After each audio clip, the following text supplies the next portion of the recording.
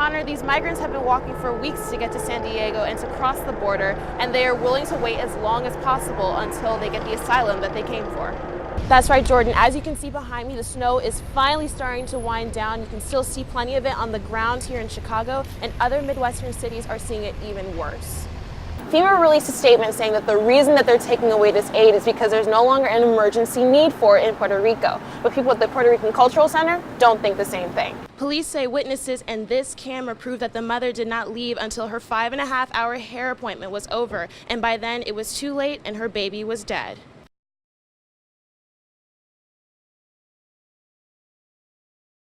Connor, these migrants have been walking for weeks to get to San Diego and to cross the border, and they are willing to wait as long as possible until they get the asylum that they came for.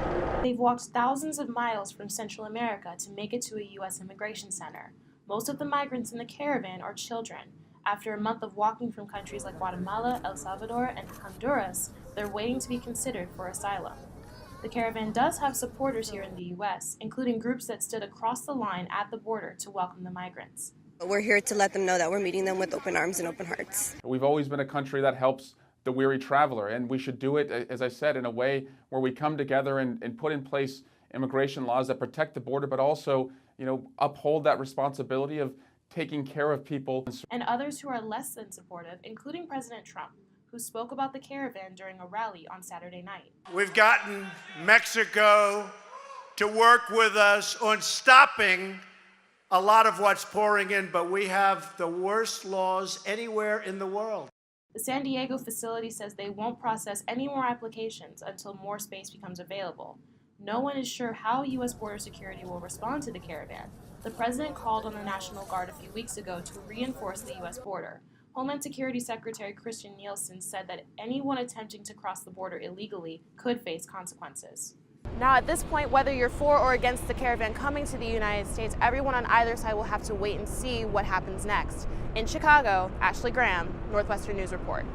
Dejanelle Fowler's attorney argued in her first court appearance that a different camera angle could paint a different picture of how her 1-year-old daughter died in a hot car in July. When you understand that the air conditioner was on, when you understand that she had visual, those things I think are important. Fowler is facing murder and concealment charges tied to her daughter's death. Police say the infant suffocated in her mother's car during Fowler's 5.5-hour hair appointment. I think from everybody and anybody you talk to, she loved her child. In court, a detective testified about multiple alibis Fowler offered to investigators. In some stories, her child was with her. In others, Fowler claimed the infant was with a sitter.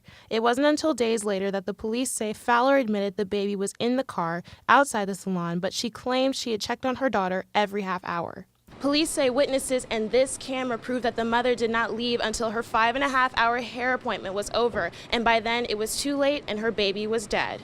But police say Fowler never told anyone. Once her car was running again, police say Fowler still didn't get help for her baby. Instead, they say she spent hours Googling urgent care centers and seizure symptoms, hanging up on 911 multiple times, and calling her boyfriend while she was parked in an Emory Hospital deck. Finally, paramedics found her slumped over her wheel. I don't think that this is just a reckless situation. Even if stories change going forward, the surveillance footage will stay the same. Ashley Graham, Channel 2 Action News.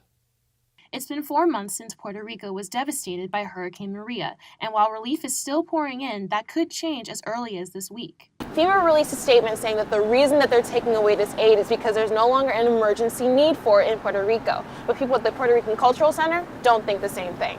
FEMA has really been an obstacle rather than a solution for Puerto Rico. Executive Director Jose Lopez says that most of the progress on the island was not made by FEMA, but by the civilians on the ground and in cities like Chicago. We go there and we lend aid to the people who are already organizing all of the relief efforts. Civilians like Danielle Colby, an artist who is going back to Puerto Rico this week to help with relief efforts. She says FEMA was never supposed to be the final solution for Puerto Rico. Their job is to basically go in there and assess damage and report back to the government.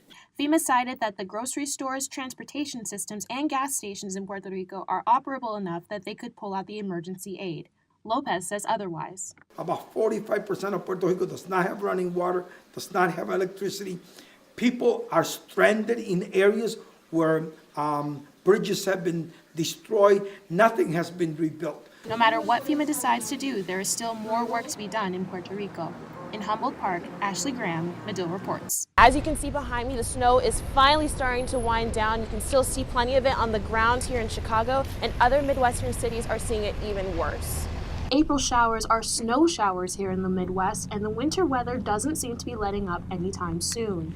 We haven't seen snow amounts in this in years. The blizzard conditions over the weekend in Green Bay brought record snowfall for the month of April, coming in at around 23 inches of snow by late Monday night. The roads were so bad that dozens of cars got stuck, and these two men had to step in to help. We're pulling people out, helping with a shovel, throwing our hazards on, again, just being out there and taking care of our community. Now it's supposed to warm up here in Chicago and Green Bay later in the week, getting us closer to those spring temperatures that we all know and love. In Chicago, Ashley Graham, Northwestern News Report.